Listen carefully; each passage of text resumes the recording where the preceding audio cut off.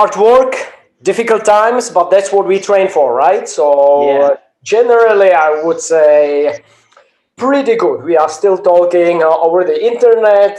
We have electricity. I have a cat on my lap, so I'm doing great actually. Thank you for asking. How about you? Yeah, no, I couldn't agree more, Pavel. That's honestly the one of the big reasons I wanted you on this show is because of your outlook. I think you have a great mindset for just life in general, and I think it's awesome. So I have to say I'm doing great as well. I also have electricity, running water. I've got a couple kettlebells, and life's good, man. Life's good. So I can't complain. I all my basic needs are met. So. Great to hear that. Yeah, that's awesome, man. Well, Pablo, are you gonna have a beer or anything with me, or are you doing water, or what are you drinking? Uh, I actually, I'm not really a beer guy, which sounds weird from the basically capital country of the beer worldwide. We consume a crazy amounts of beer. Yeah, I prefer red wine, but not today, not today. So enjoy your beer, my friend. no worries. I will. Thank you, man. Well, this is cracked open in honor of you, Pablo. Thank you so much for your time. Thank you, Um, sir.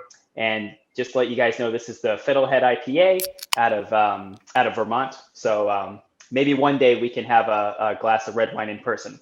So That sounds good. Or a glass of Czech beer, because it's different. Trust me, brother. I believe it. I'm sure it's a lot stronger. It would probably slap me in the face a lot more than an American beer. Depends how many you have. We usually have like 5 to 10, and I mean, not me, right? I believe I'm, it. I'm a red wine guy or vodka guy, but I'm generally water and pu'er tea guy. So I drink a lot of pu'er tea. That's my preferred drink of choice, I would say. Yeah, no, I think that's awesome, man. I'm a huge water guy as well. That's pretty much what I drink most of the time. I like my beer on the weekends and for these episodes, but definitely focus more on the water. So it's definitely what keeps the engine running. So. But yeah, man, Pavel, I want to first off thank you so much for your time. I am very honored to have you on this show. I'm very excited for our audience to get to know you. And this little intro I'm going to give probably isn't even going to do you justice, but just to let you guys know, this is Mr. Pavel Macek. And we've been following you for a couple years now. You were one of the first pages I found online when I first got involved with kettlebells and with StrongFirst about 2 years ago, about 2.5 years ago. And I was immediately just really into the cat pictures, the Stoic philosophy posts, the Batman stuff, like all the movie quotes and references, and just the training and everything. I thought it was really cool. And I was just super into that. Just obviously love your content. And again, it's really cool, obviously, to meet you in person. My colleague and I actually almost went to, oh, there he is. I knew he was going to make an appearance. But so actually what I wanted to start off with was talk about the Strong First Resilient course. Mhm. We were actually going to take the one in May last year, but obviously the pandemic and everything kind of threw off our plans. But for those of our members of our audience that don't know, what is Strong First Resilient? What is that course about? Strong first resilient. I think the best would be to tell the story how I made the course. I am so first of all, thank you for the introduction and thank you for having me on the show. It's an honor. So let's see where it goes. Strong First Resilient. I'm a Strong First Master Certified Instructor, student of Pavel our founder, and many of my colleagues, such as Brett Jones, Fabio Zonin, Dr. Michael Hartwell. I am very blessed to have great teachers of bodyweight strength training, kettlebell strength training, and barbell kettlebell bodyweight, right? And I became a certified instructor, later got promoted. And I was going through old books of my teacher, Pavel Tsatsouline, and I have noticed that there is certain topic of exercises which are not the foundational exercises, but they are excellent additional program, especially in exploring not so common angles and not so common movements, We usually hear in the fitness community, your knees shouldn't go over your toes, right? In the squat. Otherwise, you will blown up your kneecap, and that's dangerous. Or you shouldn't bend your spine when you are lifting some object from the ground. You shouldn't twist, and so on and so forth. It depends. If you play American football, rugby, mixed martial arts, any type of martial arts, or even if you run and slip, and I mean, life happens, right? It means that we are not necessarily strongest in these specific angles and movements. So we shouldn't load them really heavy, but we should visit them in our training at least sometime. If we lack the range of motion, if our activity or sport needs it, we should recover that range of motion, and we should get at least a little bit stronger in that range of motion. So if the exercise or drill or body position is correct or not, safe on danger or dangerous, it depends. So the curriculum builds on the foundation of our main StrongFirst program. I always tell to the people interested in the course that they should have their get-ups and swings and goblet squats under their belt, at least, let's say, simple standard from Pavels, Simple and Sinister books, which means for us gentlemen, comfortably swinging 32 kilo bell, doing get-outs with 32 kilo bell, and then there is a step-by-step procedure from variations of these drills, which still are very common exercises, safe, let's say, to the StrongFirst resilient drills when we shrug and die shrug our shoulder, or where we bend our spine and twist, but we are doing it with purpose of getting stronger in this position. I'm personally martial arts fan, long-time martial arts practitioner and teacher, Chinese martial arts in 1991, mixed martial arts since I would say 2004 probably. So we know that we will end up in some of these positions eventually. If you are performing double leg takedown against your opponent, he's sprawling or pressing your head down, you have him against the cage, hey, your spine will bend, your spine will twist, and we should be ready for these situations. So in a nutshell, we are visiting some of the borderline dangerous positions in order to get familiar with them and get at least a bit stronger in this position. So that's StrongFirst Resilient. And what I did is basically all the exercises that I learned from my teacher, Pavel Macek, I have arranged them in a step-by-step system. Like with everything that we do in StrongFirst, we take everybody from zero to hero. So step 1, step 2, step 3, safely, patiently, and then reaping the benefits. But all credit goes to my teacher, Pavel Macek, and his knowledge, as well as to all of my colleagues who were so kind to comment on the program and further develop the program and the course.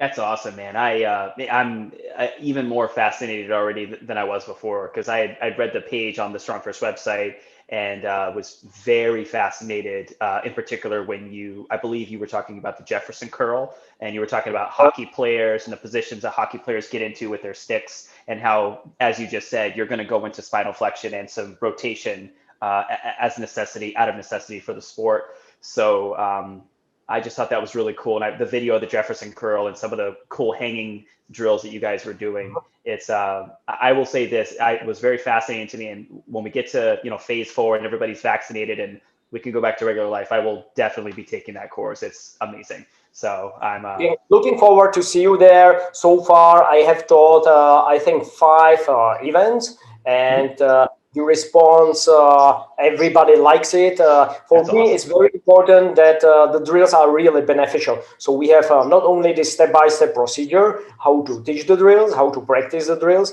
but how to put them into a program and different tips, how to put them in the program. That's the physical part, right? Because we are covering get up and variations, Jefferson curl, Aki deadlift, neck strengthening exercises, including the wrestler's bridge, regular gymnastic bridge, and hex squat. So these are the main exercises. But we are also covering fasting, cold exposure, mindfulness, and stoicism, right?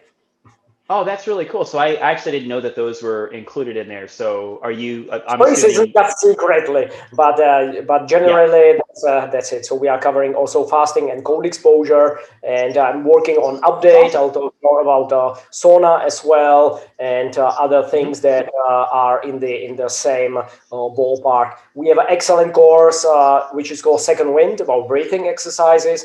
The Hmm. hypercapnic training, basically different types of breath holds after exhale, and this is also one of the I would say StrongFirst resilient materials. So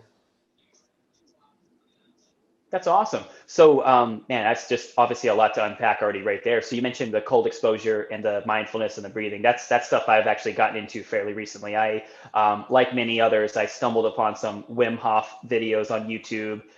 Started doing some of the cold showers, started doing the box breathing, and trying to, try to not panic and try to relax and breathe mindfully. And it's been really cool. I think it's neat that you're employing those different methods. I almost feel like you're utilizing almost a Bruce Lee approach. You're taking what works from different schools of thought and different methods and putting them together and kind of making it uniquely your own. I think that's really neat.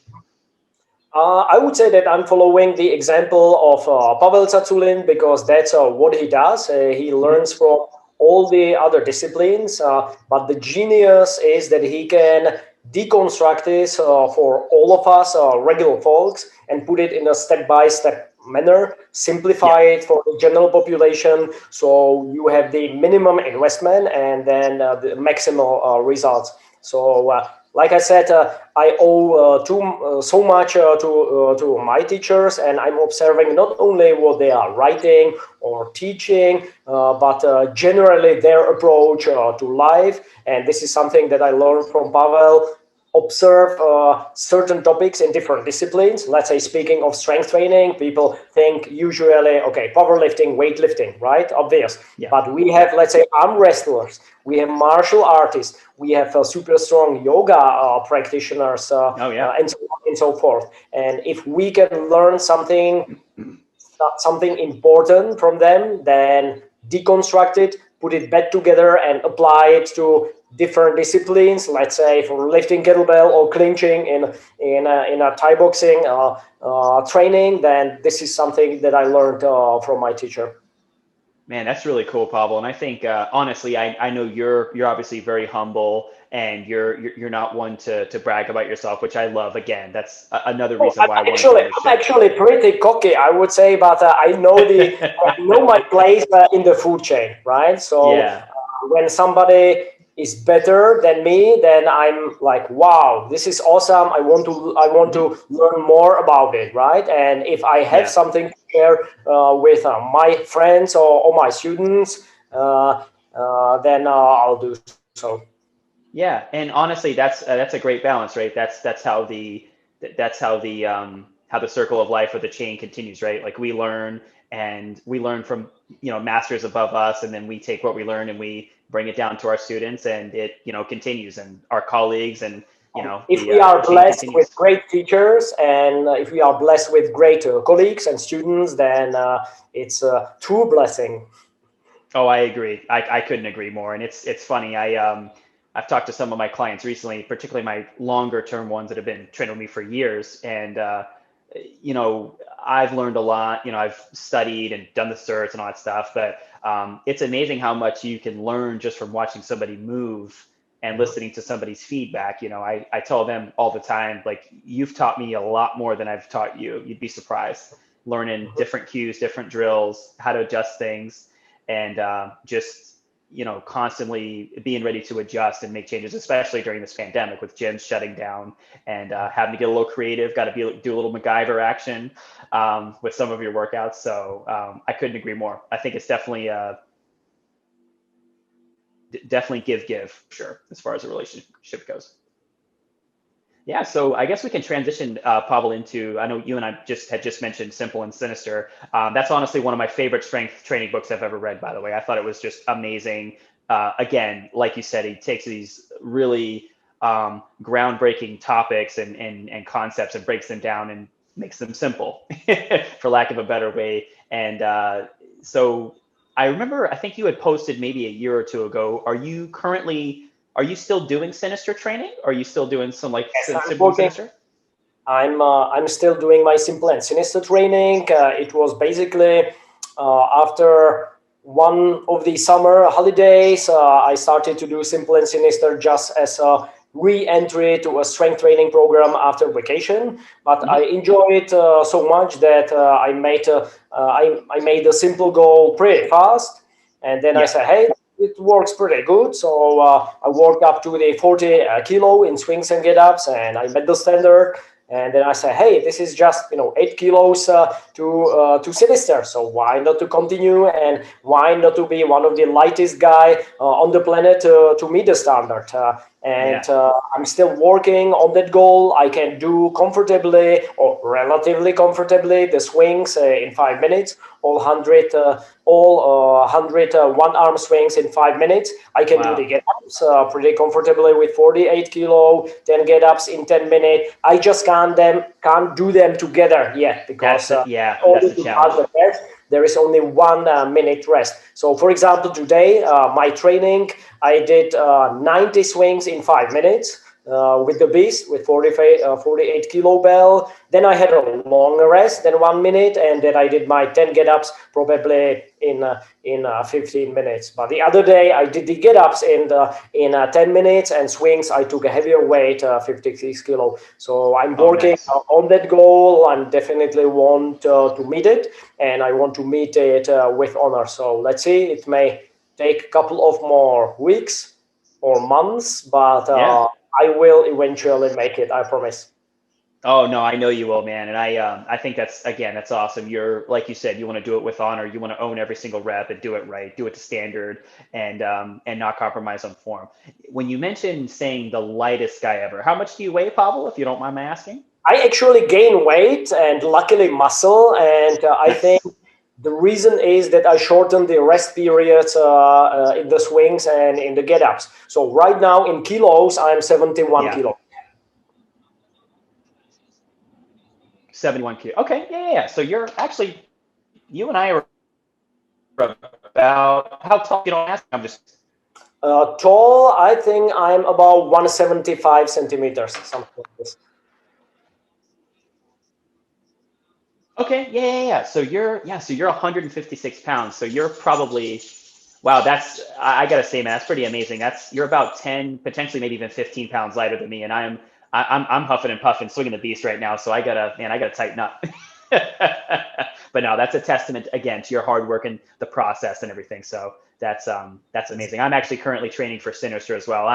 Excellent. I passed, I think you're right. I think Simple, I was kind of almost underwhelmed by how easy it was to get to Simple. I didn't think Simple was that challenging. I think just with the swings were a little bit aerobically taxing, but like you, I kind of hit the Simple goal pretty quickly, and then but 32 to 40, that's a different ball game.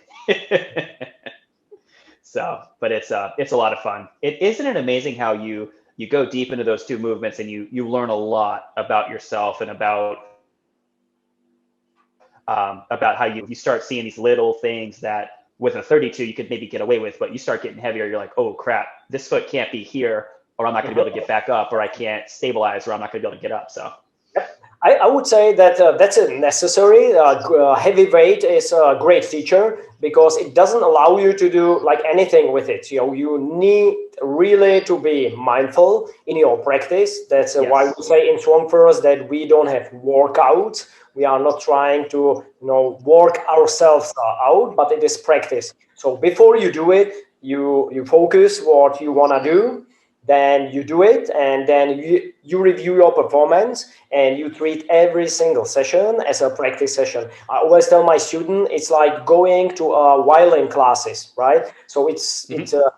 you just can't hold the instrument and just make some weird noises. You actually Yeah. are working on producing beautiful sounds. And same applies to correct technique in the lifting. So performance is one side of the coin, of course.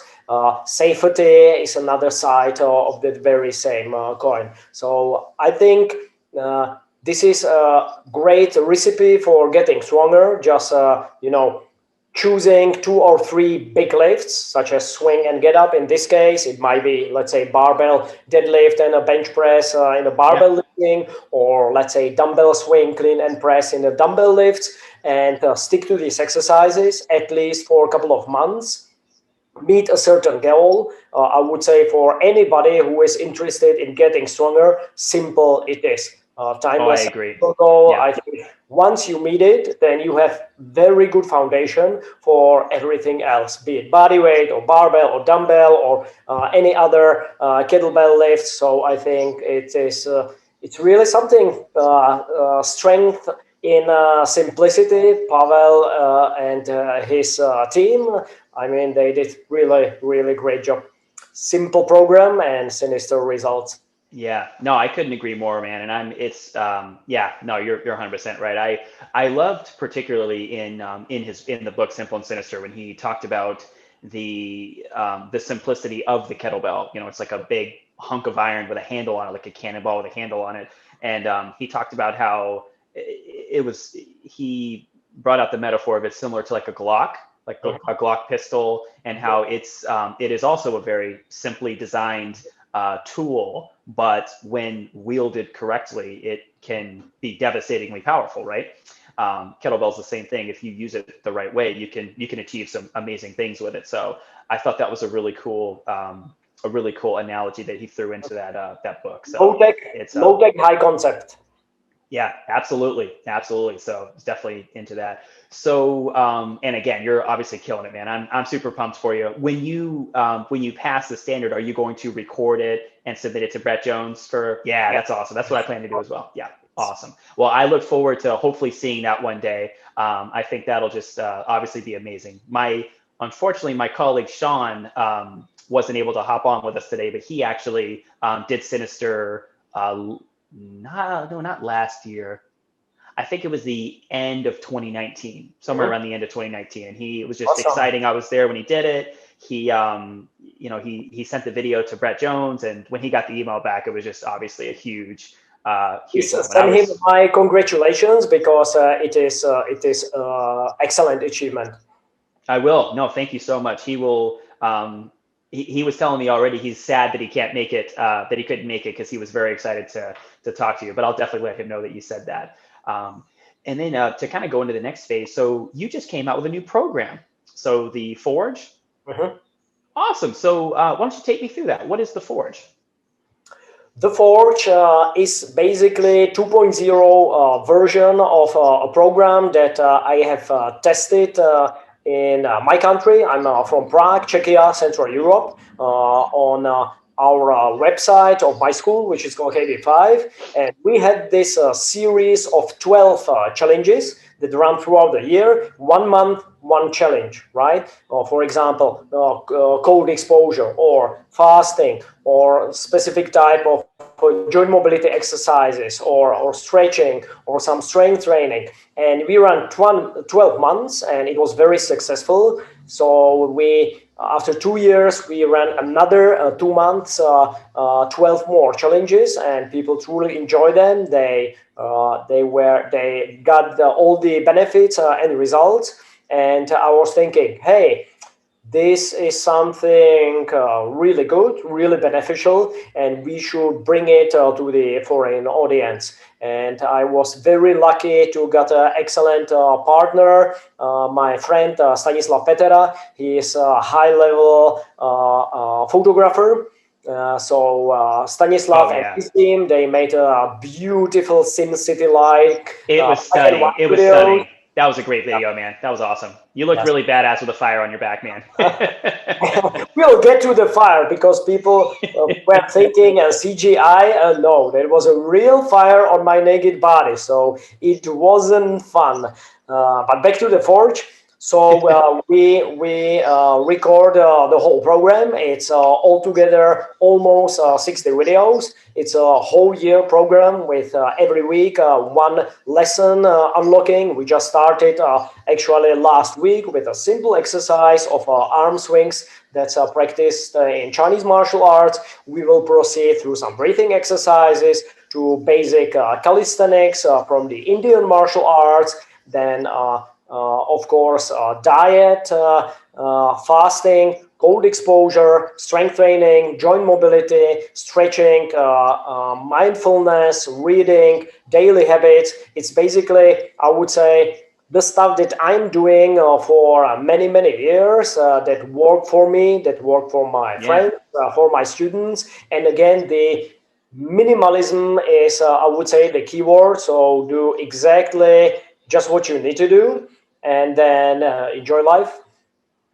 Man, that's amazing. Yeah, again, I was just when I read the description, first off, the video was amazing, but it was very beautifully shot, and whoever that guy is that did that is he's very good.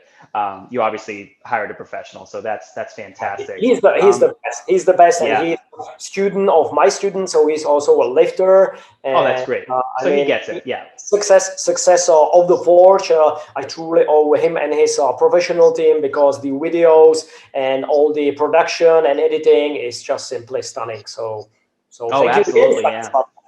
Yeah, no, that's awesome. Well, you can tell him I was very impressed with the video. I thought it was really, really cool. So you've mentioned cold exposure a few times now, and I've been very interested in that the last 9 months or so. I think I told you I started doing the cold showers and really emphasizing the breathing and trying to relax and just again not panic. What does your personal cold exposure kind of protocol look like currently? Every morning I'm taking a cold shower. Hmm. The research says that anywhere between 30 seconds to 2 minutes is enough. Yeah.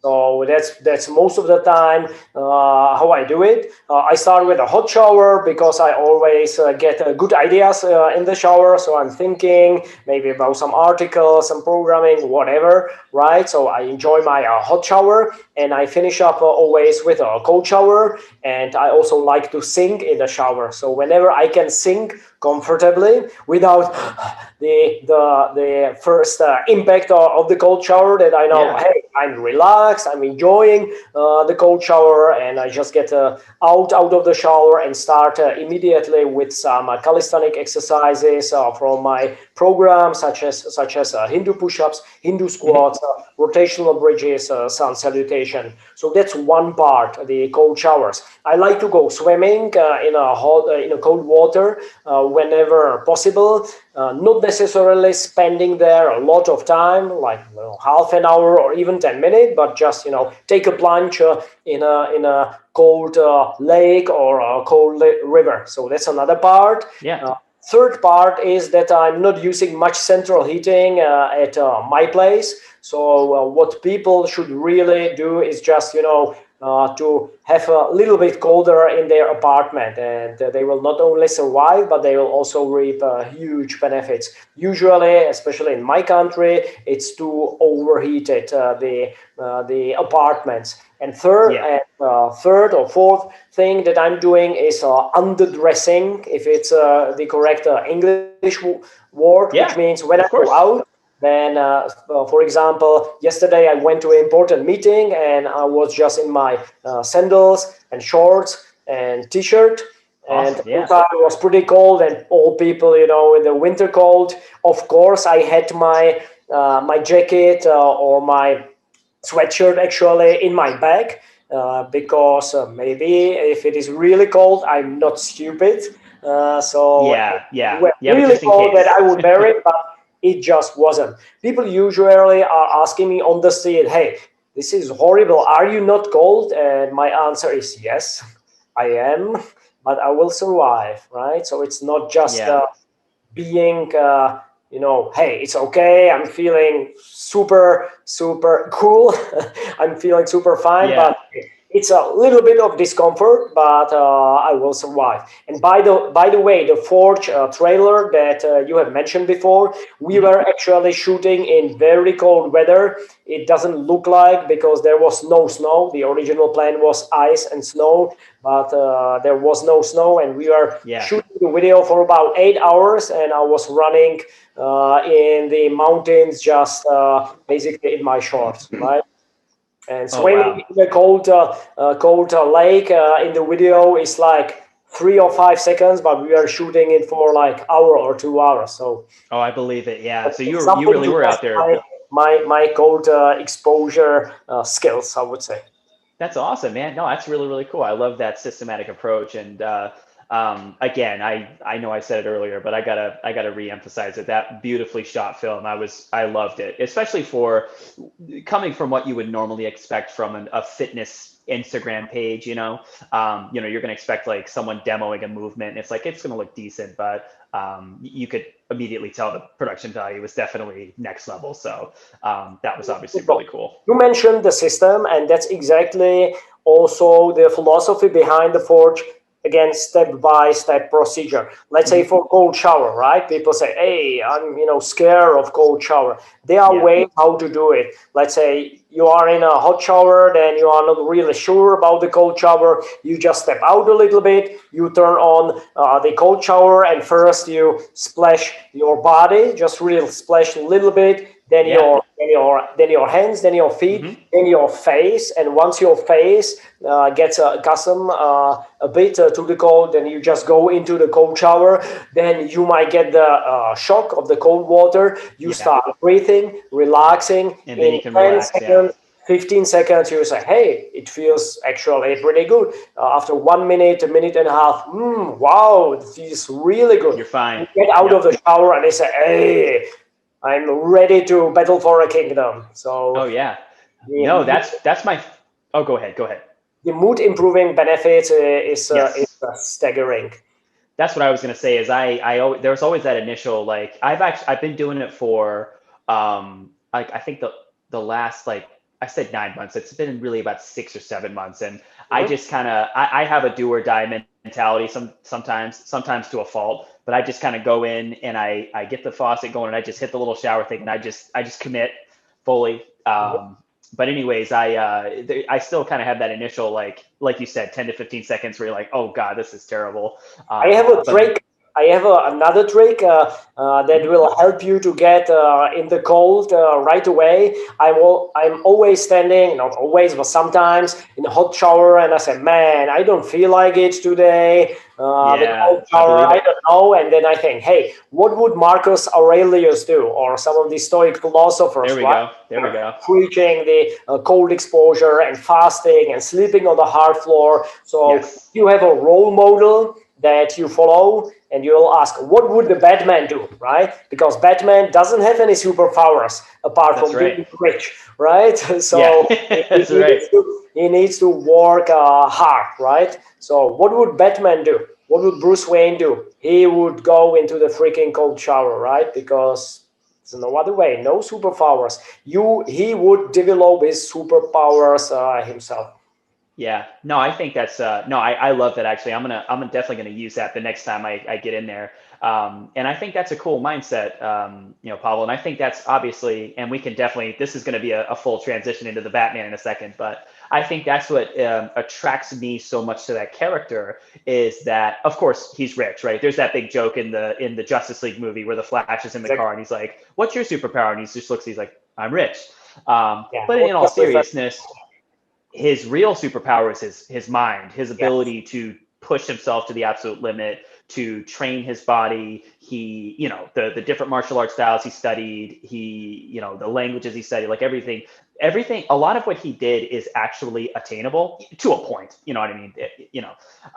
So I think that's what makes his character so interesting is that while I do love Superman and I love the Hulk and I love a lot of the other characters, but a lot of Batman's abilities are actually attainable. Now, could one person attain all of them? That's up for debate, obviously, but he's believable. He's semi-believable as a character. And I think you were mentioning, like, Marcus Aurelius Stoicism and the power of the mind, how the mind can really, if the mind is in full command and you commit to something, you can make the body do something that it doesn't really want to do.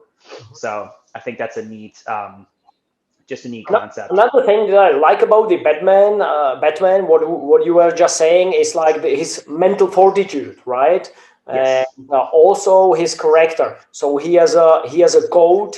Batman is not killing the villains, right? So his sense of justice. That's also something that I would say attracts me to Batman. So I'm not really a fan of all the other comic books heroes. I truly like the Batman of his fortitude, his mental fortitude, and his never give up character, his resilience, and his character. Oh, I agree with you, man. I agree 100%. And I am I'm a pretty huge comic book nerd. I love all the Avengers and the X-Men and all that stuff, but Batman's definitely my favorite. And that's honestly been since childhood. And it's for those exact same reasons. I would say only one thing to add would be he always thinks ahead. And if you give him, the big joke is like, if you give Batman enough time to prepare, he could defeat anybody, right? That's like the big debate on the internet is like, could he beat, anybody? Like, there's always a big joke, like Kevin from Home Alone. That's like the big debate is like, who would win that battle if they both had time to prepare? Because Kevin would set up the traps for him, right? But no, he's a very funny crossover. He's calculating. Yeah, that would be funny. Someone posted a meme of that, like maybe like right around Christmas time, and I was kind of stumped. I kind of laughingly said, I might pick Kevin in that. I don't know. I think he would set up a trap for him and get him with the paint cans. So, but no, I love the Batman. So, what do you think about Snyder Cut? Are you excited about it? I'm not sure because the actor is really good in my opinion. Is the best actor that was playing Batman, so I really like him. The movie I didn't enjoy it very much. Some of the parts of the movie were excellent, but overall, compared to the Christopher Nolan trilogy, which is like honestly, it's really really hard to beat. It's one of my favorite trilogies of all time. I saw it probably like 15 times again, and I'll see it again soon. So it's very hard to beat. The arch of the hero in the Christopher Nolan trilogy is just simply awesome. So the thing is that the story is great, and the hero path is great, and the new movies are basically just lots of CGIs, big battles, destroying the city again. Then these, villains, some super monsters from the other universe, and I don't enjoy it very much. I think in the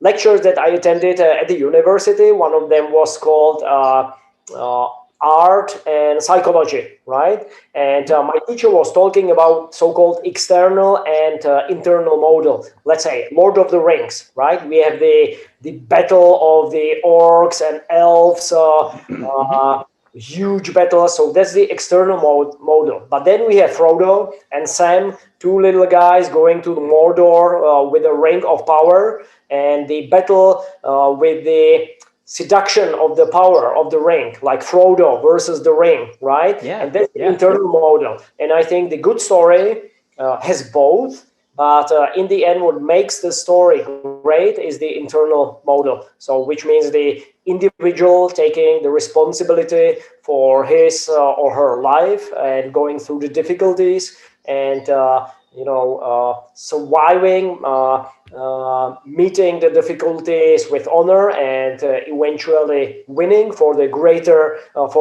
good. And that's exactly Christopher Nolan's Batman trilogy. The new movies is just monsters, fights, CGI, and just some of the parts have hints of this internal model of story, the hero's journey. and that's why I like the trilogy so much compared to the new movies. Oh, I couldn't agree more, Pavel. I love the Dark Knight trilogy. The Nolan trilogy is just honestly, it's groundbreaking, and yeah, I couldn't agree more. I actually was too young to see Batman Begins in theaters when it came out, but I did see The Dark Knight and then The Dark Knight Rises in theaters, and it was those were two movies, especially I would say even more so The Dark Knight. Like it ends, and he's leaving off on the Bat cycle, and I could have walked right back in the theater and watched it again. It was so good. It was just action I have packed. the goosebumps The when you are just Yeah, mentioning it. It's just seriously, freaking yeah. awesome. Yeah. Well, and like you said, the over reliance on CGI with the newer films, it's like the what I loved so much is you think about the fight scene in The Dark Knight when the Joker goes to try to find Harvey Dent, and Mhm. he ends up with Rachel, and that whole fight scene where like he takes a knife out of his boot and he kicks Batman, like you see Batman actually slow down. You see like no like Nolan was so good at capturing the physicality of the role Mhm. and the human aspect of Batman. He's not like he's still a man. Like he's a very well trained man, but he's still a man. And that's I think what was so cool about that was you saw him get shot, he would fall down. He would get slowed down, like, but he never quit. Like you said, he had that resilience, In that the in mental the third fortitude. in the third sequel, he gets broken completely, right? Exactly. He breaks his spine, he gets betrayed, he gets broken, but still he sees the Gotham that he needs to save. He needs that he has responsibility for his city. He owes it to his father and to the citizens of Gotham, and he works hard. He does the impossible, and then in the end, he saves the city and succeeds. So that's exactly the hero journey that Campbell was talking about, Joseph Campbell, Yep. the Jungian psychology, or in recent times, Jordan Peterson. So it's not only for your own Yeah. good, but for the good of your community. So you kill the dragon, you take the gold, but then you share the gold with everybody else, and that's exactly this story, and that's why I think it connects with so many souls like you and me.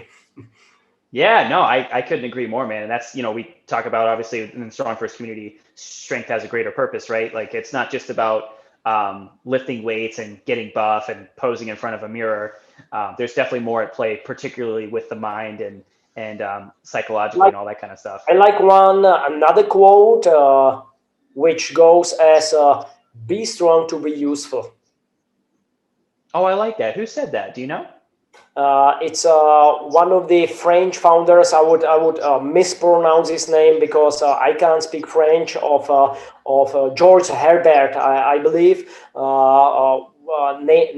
Late 19th century, probably early 20th century. One of the founders of physical education in France. So be strong to be useful. I mean, who cares what do you I lift like that. in a gym, right? What's your deadlift PR? But what I'm interested in, how do you use your physical strength and your mental fortitude in the world out there? So this is one of the reasons why I'm so proud member of the StrongFirst community, because yes, we have great tools, yes, we have excellent programming, but we have great people, and we have a great overall goal in our mind, which is to be strong, to be useful, to make people stronger so they can teach other people to get stronger, both physically and mentally, and help to make the world a better place.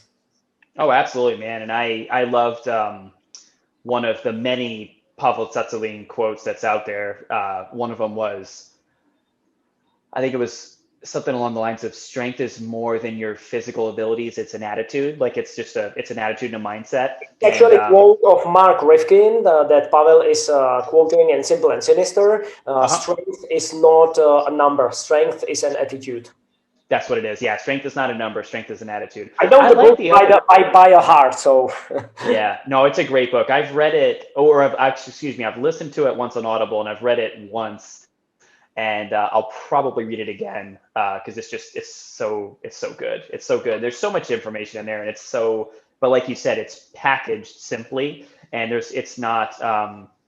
It's very digestible, very readable. So, and it's also fun to read, right? Pavel and it's has a fun. great sense of humor. No, he's really funny. He's quirky, and he lets his personality come out in the writing. And I remember reading when I was preparing for my SFG. I just when I get into stuff, I really get into it. I just dive in. So I read Enter the Kettlebell. I read his Super Joints. I read the Simple and Sinister book. I read Hardstyle Abs, which I actually I have a copy of Hardstyle Abs and of Simple and Sinister, and I'll end up buying the other ones as well. But no, he's funny. He's a funny writer. He's got that quirkiness, which makes it fun because it's not just dry reading, like reading a textbook. So there's that personality in there, which is obviously really good.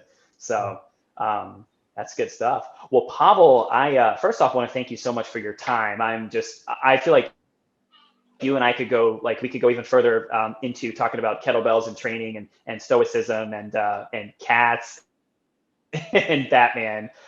Where can everybody find you on online, on social media, if they want to reach out to you and talk about coaching or any of your programs? PavelMacek.com, which is PavelMacek.com. I have an English page which is called SimplexStrong.com as well, which is oriented mostly to the all-time strongman training, but I run my online courses at these pages, and I enjoy Instagram pretty much. I think this is the social media that really suits my not only needs, but I like it. It's basically my public diary. So things that I'm thinking about, books that I'm reading, movies that I'm watching, stuff that I'm working on, practicing, training, teaching. So it's basically my public diary, and I enjoy it very much, sharing my thoughts. And I'm happy that some people find it also useful. So at Instagram, Pavel Macek, and I have a professional Facebook page as well, Pavel Macek at Facebook. So if people get to any of these channels, probably I would suggest Facebook and Instagram, Pavel Macek and Simplex Strong. I run a blog, my own training blog at StrongFirst discussion forum. So that's another place where I share my thoughts and especially my daily training sessions. So whenever people have any questions, just feel free to tag me on Facebook, tag me on Instagram, on the StrongFirst forum, and I'll be at your service and I'll do my best to help. That's awesome, man. Thank you so much. I have to comment about your Instagram page. I think what I loved most about the page was while it was entertaining, the movie quotes and the cat photos are obviously great, but all the stuff that you post on there with the actionable advice and, like you said, the things you're thinking about, the books you're reading. It's a lot of people use Instagram as this very just kind of arrogant show off. They want to show pictures and videos like, oh, look what I did today. Look at me. Let me pose in the mirror, with in the bathroom in my underwear. Or a lot of people turn around and they just show you their butt and they just try to get the likes and all that stuff. And they sell some, supplement or whatever. There's a lot of that obviously online. But I like that you've turned it into a resource. People can come to you and they can learn a lot from you, but at the same time, have a good time, be entertained and have fun. It not be like militaristic about it. Like, oh, you need to do this, and that. Like, let's have fun. We're still human beings and we're still on this planet together. So I think you have a great outlook on everything, Pavel. Thank you, sir. Yeah, absolutely, man. Is there anything else you want to add just to let our audience know anything else about you or anything? Not really. I think we covered some interesting topics, and if people want to find out more and discuss more, they can find me on the social media that we just mentioned. I'll always look at it like, and it's a quote from one of my favorite philosophers, Seneca. He says, whenever I found something that's useful, I need to share it, because if I just keep it to myself, then it doesn't make me happy. So same thing with everything that I do. So if I'm reading something interesting, I want to share it. If I'm training something interesting or find out some good cue, then I want to share it, right? So everybody else can reap the benefit. So the Instagram model that you mentioned before, and mine is, I would say, mine is for myself and for my fellow travelers. Another quote from Seneca. He says, "You know what? I'm not much better than you are. We are like two patients lying in the hospital in a bed, and I have recovered a little bit more. You are still suffering a little bit more, but it means that I know just a little bit better. And if I know a little bit more, then I want to share it with you, because then we can go together and reap the benefits, be better, become better, and then help other people. And like I said, make eventually the world a better place. And especially in these hard and testing times, this is something that we all must do, and this is our responsibility. We can complain about COVID and about government and about this and that, but in the end, it is our individual responsibility to do what we need to do and to lead by example instead of force other people to believe this or that and do this or that. So that's, in my opinion, the only way. And if we all take this responsibility, then we will get the freedom that we want and the happiness and meaning that we are searching for. Oh man, I absolutely love that. I think that was your TED talk. That was your mic drop moment, man. That kind of reminds me of what Jocko Willink, who I'm sure you've obviously heard of. He talks about his concept of discipline equals Mhm, freedom, and he talks about extreme ownership. So mhm. I think that obviously falls right in line with that. You know, we have individual responsibility, and as the Stoics talk about, there's very little that we actually have in control, under control. Most of it's external to us. And those, we should truly kind of let those drift away and focus on our thoughts, our actions, and our intent, and let everything else kind of let the chips fall as they may, as Tyler Durden says in Fight Club. So, Pavel, I want to thank you so much for your time. I was honestly just like super pumped up for this conversation with you, and I already knew this was going to be a lot of fun, but dude, this was honestly even more than I expected. This was super fun. It was neat getting to know you, and like I said, you can hold me to this. When we get to phase 4, everybody has the vaccine, and we can go back to traveling and everything. I am definitely going to take that resilient course with you. And when I Right. finish my Sinister training, we can definitely talk about the Forge. So I would definitely like to learn some more about that with you, especially the cold exposure and the mindfulness. So that's some stuff I've been really wanting to get into. Excellent. Thank you very much for getting me over to your show. It has been an honor, and it was fun. So thank you very much again.